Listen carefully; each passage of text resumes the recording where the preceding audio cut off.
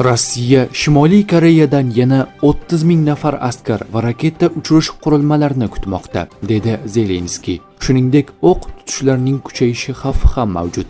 Zelenskiyning ta'kidlashicha, Shimoliy Koreya Rossiyaga yangi ballistik raketa uchirish qurilmalarini yetkazib berishga tayyorgarlik ko'rmoqda. Biz Moskvaning Shimoliy Koreya bilan hamkorligini kuzatmoqdamiz. Iyun oyidan beri Rossiya Voronij viloyatida 30 ming nafar Shimoliy Koreyalik askarni qabul qilish va raketa uchirish qurilmalarini olishga tayyorgarlik ko'rib kelmoqda. Rossiya holati nafaqat Ukraina uchun xavf tug'diradi. Rossiya Shimoliy Koreyaga jangovar tajriba orttirish, qurollarini takomillashtirish hamda real jangovar sharoitlarda qurollardan foydalanish bo'yicha amaliy ko'nikmalarga ega bo'lishga yordam bermoqda. Bularning barchasi Shimoliy Koreya raketalari yetib bora oladigan masofadagi barcha Osiyo mamlakatlari uchun xavf tug'diradi, dedi Zelenskiy.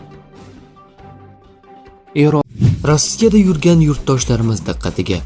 Sizga quyidagi xizmatlarimizni taklif etamiz.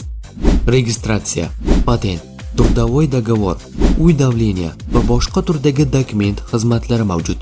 Turkman fuqarolarga 1 yillik ishchi viza. Murojaat uchun ekrandagi raqamlarga WhatsApp, Imo, Max, Telegram orqali aloqaga chiqing. Iroq armiyasi vakili general-mayor Muhammad Akraminiya Erbilda AQShga tegishli deyarli barcha infratuzilma vayron qilindi. Eron Tashqi ishlar vazirligi Ukraina Kaspiy dengizida Eronning tijorat kemasiga hujum qilganini ma'lum qildi. Hodisa oqibatida bir dengizchi halok bo'ldi, yana biri yaralandi. Bayonotda hujum xalqaro huquqning buzilishi va bosqinchilik harakati sifatida qoralanadi. Isroil yangi keskinlashuv yuz bergan taqdirda uni nimalar kutayotganini biladi. Islom inqilobi qo'riqchilari korpusi AQSh prezidentini provokatsiyaga undash va unga noto'g'ri ma'lumot taqdim etish orqali Isroil Amerikani mintaqada ushlab qolishga hamda Amerika kuchidan foydalanib o'z maqsadlarini amalga oshirishga urinmoqda. Agar Isroil urushga qaytsa va biz diqqatimizni unga qaratsak, boshiga qanday kulfat tushishini u yaxshi biladi, dedi IRIB vakili brigada generali Husayn Muhubiy Tasnim axborot agentligiga bergan intervyusida.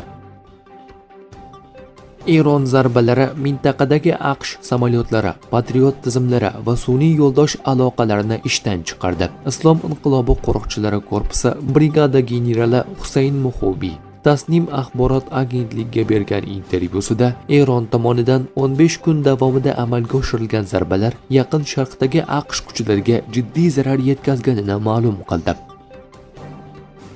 Uning ta'kidlashicha, Patriot havo hujumidan mudofaa tizimlari va radarlari, qo'mondonlik va aloqa markazlari, sun'iy yo'ldosh aloqasi, logistika markazlari, yoqilg'i omborlari, raketa inshootlari, dronlar va qiruvchi samolyotlar uchun boshpanalar, shuningdek turli havo vositalari, jumladan F-15 qiruvchilari, F-8 samolyoti, S-17 transport samolyoti, MQ-9 uchuvchisiz uchish apparati, vertolyot va havo yonilg'i quyish tankerlarga qaratilgan. AQSh va Eron o'rtasidagi ziddiyat tobora kuchlarni toliqtiruvchi urushga o'xshab bormoqda va u uzoq davom etishi mumkin. Wall Street Journal nashrning ekspertlarga tayanib xabar berishicha, AQSh va Eron vaziyatni keskinlashtirishga tayyorgarlik bildirayotgan bo'lsa-da, hech bir tomon hal qiluvchi ustunlikka erisha olmayotganini qayd etmoqda. Jurnalistlar bilan suhbatlashgan harbiy tahlilchilarning ta'kidlashicha, hozirgi vaziyat cho'zilib ketayotgan mojaroga aylanish xavfini tug'dirmoqda. Hozirda vaziyatning keskinlashuv tendensiyasini kuzatmoqdamiz. AQSh ma'muriyati aynan nimaga erishishga intilayotgani borasida aniq strategik tasavvur bor deb o'ylamayman, dedi Eron bilan muzokaralarda ishtirok etgan amerikalik diplomat gazetaga bergan intervyusida. AQSh Eron uranini qo'lga kiritish bo'yicha misli ko'rilmagan operatsiyani muhokama qilmoqda.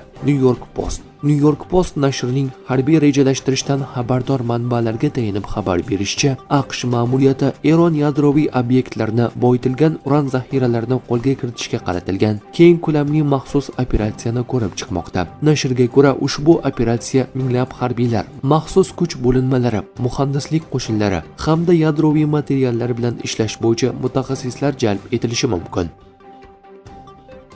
Yamanda Husiylar va Saudiya Arabistoni tarafdori bo'lgan kuchlar o'rtasida shiddatli janglar boshlandi. Al-Jafr viloyatidagi Al-Yatama qishlog'ida joylashgan Al-Muhayr nazorat o'tkazish punkti yaqinida Ansorulloh harakati hamda Saudiya Arabistoni tomonidan qo'llab-quvvatlanadigan Al-Juvayd qabilasi kuchlari o'rtasida shiddatli to'qnashuvlar ketmoqda.